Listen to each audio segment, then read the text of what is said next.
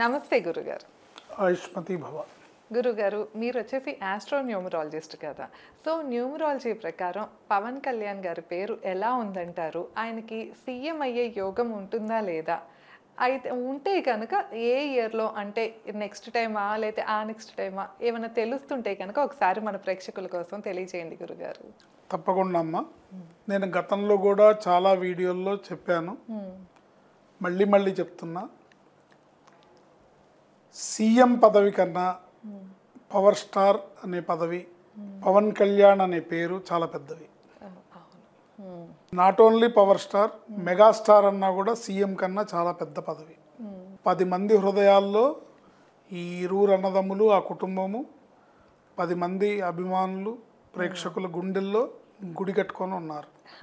ఒక తరం ఒక 3 తరాలని ప్రభావితం చేసిన కుటుంబం అది. ప్రజల మీద, ముఖ్యంగా 2 తెలుగు రాష్ట్రాల ప్రజల మీద, వాళ్ళ ఇళ్లల్లో ఒక కుటుంబ సభ్యులుగా అయిపోయారు వాళ్ళు. అంటే ఒక చిరంజీవి గారిని తలుచుకుంటే అన్నయ్య అంటారు, పవన్ కళ్యాణ్ గారిని తలుచుకుంటే పవర్ స్టార్ అంటారు, లేదా జనసేన అని అంటారు. మా ఇంట్లో మా తమ్ముడో, మా అన్నయ్యో, మా బాబాయో అనుకుంటారు తప్ప బయట వ్యక్తి కింద ఎవరు అనుకోరు. సో ఇలాంటి వాళ్ళు, వాళ్ళ పేర్లు, వాళ్ళ నెంబర్లు బాగుంటే వాళ్ళకి వచ్చే రాజకీయ పరంగా వచ్చే పదవులు అనేవి పెద్ద గొప్ప విషయం కాదు. ఒక సీఎం పదవి కన్నా ఒక పవన్ కళ్యాణ్ అనే పేరు చాలా గొప్పది. అదే, అవును, ప్రజాదరణ బాగా పొందారు కదా. అండ్ మెగాస్టార్ అనే పదవి కూడా అంతే. ఒక సీఎం కన్నా, ఒక గవర్నర్ కన్నా, లేదా మరే ఇతర ప్రముఖమైన రాజకీయ పదవి కన్నా ఒక మెగాస్టార్ అనేది ఒక పెద్ద పదవి. అయితే మీరు అడిగారు కాబట్టి చెప్పాలి కాబట్టి, పవన్ కళ్యాణ్ గారికి ముఖ్యమంత్రే కాదు, ఇంకా పెద్దవి చేసే అవకాశం కూడా ఆయన జాతకంలో ఉంది. ఆయన పేరులో ముఖ్యంగా చూసుకున్నట్టయితే పవన్ కళ్యాణ్, PAWANKALYAN 11 అక్షరాలు. దీని సంఖ్యాబలం 43వ నెంబరు. సంఖ్యాశాస్త్రం ప్రకారం 11 అంటే చంద్రుడు, 11 అంటే మాస్టర్ నెంబర్ అంటారు, 43 అంటే కేతువు, జ్ఞానప్రదాత,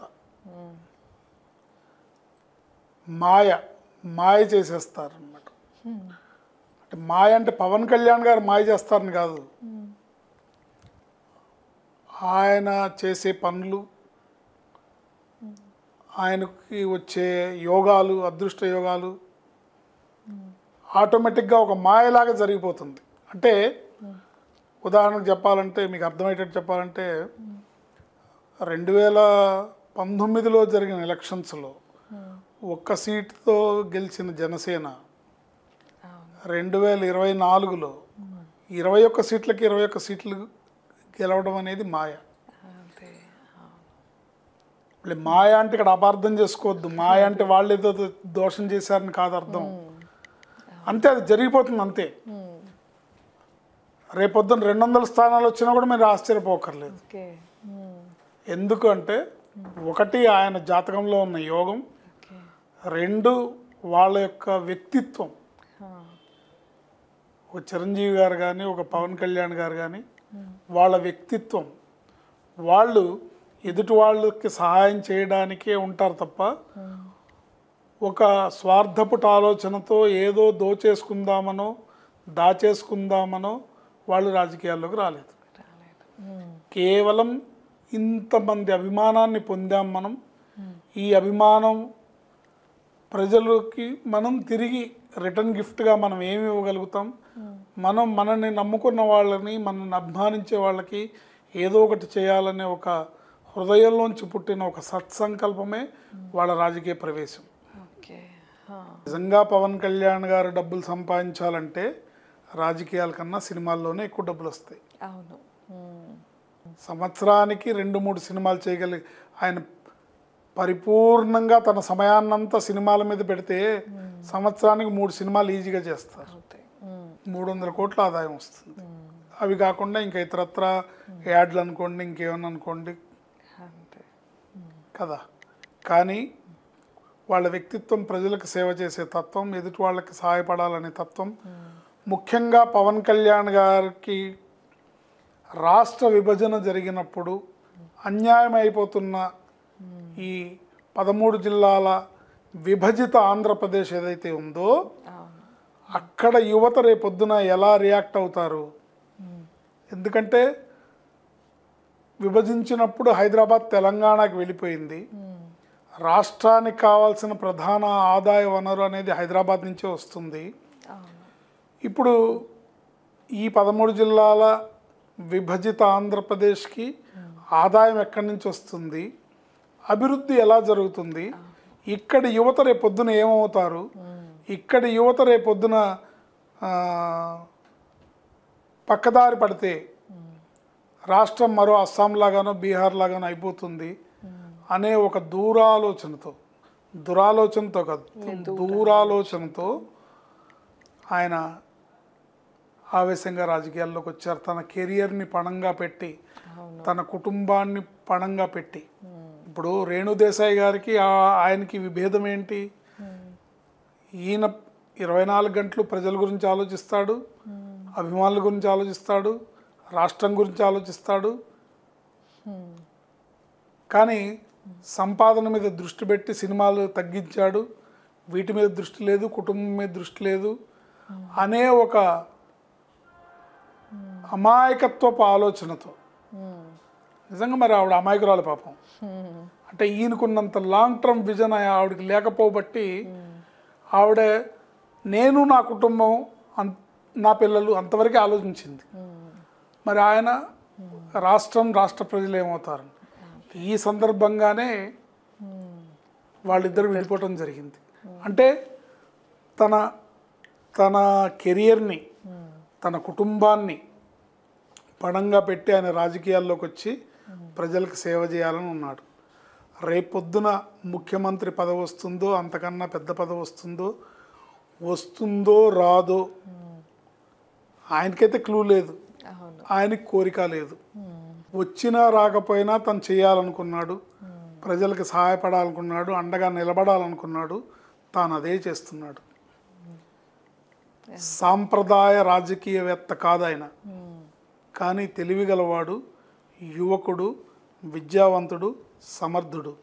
విద్యావంతుడు అంటే ఆయనకి మాస్టర్స్ డిగ్రీస్ లేకపోవచ్చు, కానీ కొన్ని వందల వేల పుస్తకాలు చదివిన నాలెడ్జ్ ఆయనకు ఉంది, జ్ఞానం ఉంది.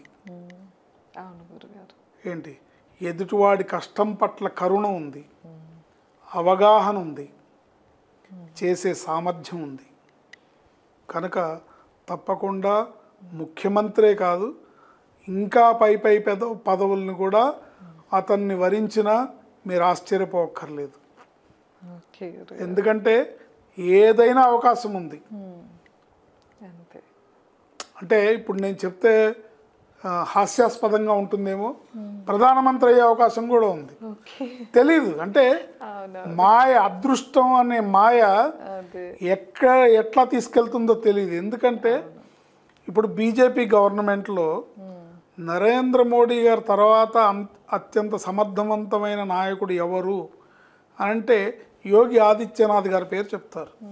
కానీ యోగి ఆదిత్యనాథ్ గారిలో బీజేపీ అధిష్టానం చూస్తున్న మైనస్ పాయింట్ ఏంటంటే, దేశ రాజకీయాల్ని, దేశంలో ఉన్న సామాజిక పరిస్థితుల్ని ఆయన సమర్థవంతంగా ఎదుర్కోగలడు, కానీ అంతర్జాతీయ స్థాయిలో ఆయన డీల్ చేయగలడా లేదా, ఒక ట్రంప్తో డీల్ చేయగలడా లేదా, ఒక పుతిన్తో డీల్ చేయగలడా లేదా, లేదా ఒక చైనా ప్రధానితో డీల్ చేయగలడా లేదా అనే ఒక సంశయం బీజేపీ అధిష్టానంలో ఉంది. అలాంటి పరిస్థితి ఎప్పుడైనా వచ్చి నెక్స్ట్ నిజాయితీ గలవాడు ఎవరు అంటే పవన్ కళ్యాణ్ గారి పేరు చెప్పొచ్చు ఏమో. I don't think so.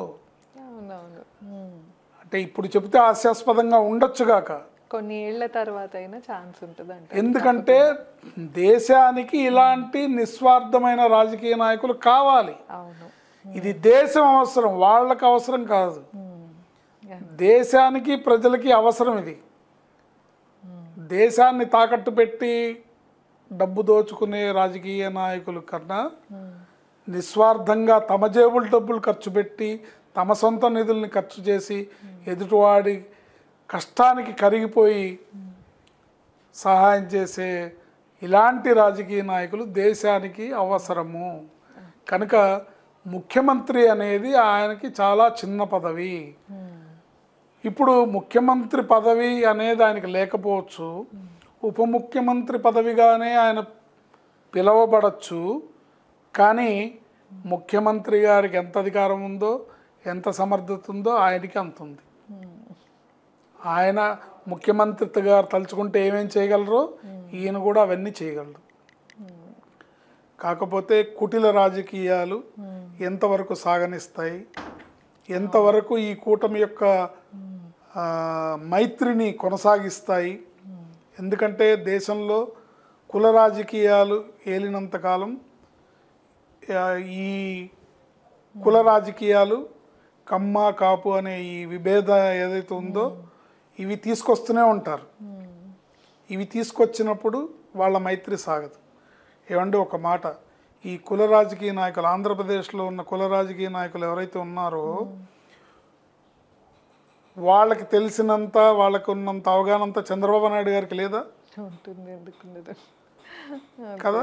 Chandrababu Naidu గారు అంటే ఏంటంటే ఆయన 4 దశాబ్దాలు 5 దశాబ్దాలుగా రాజకీయ పరంగా చాణుక్యుడు, మహామేధావి.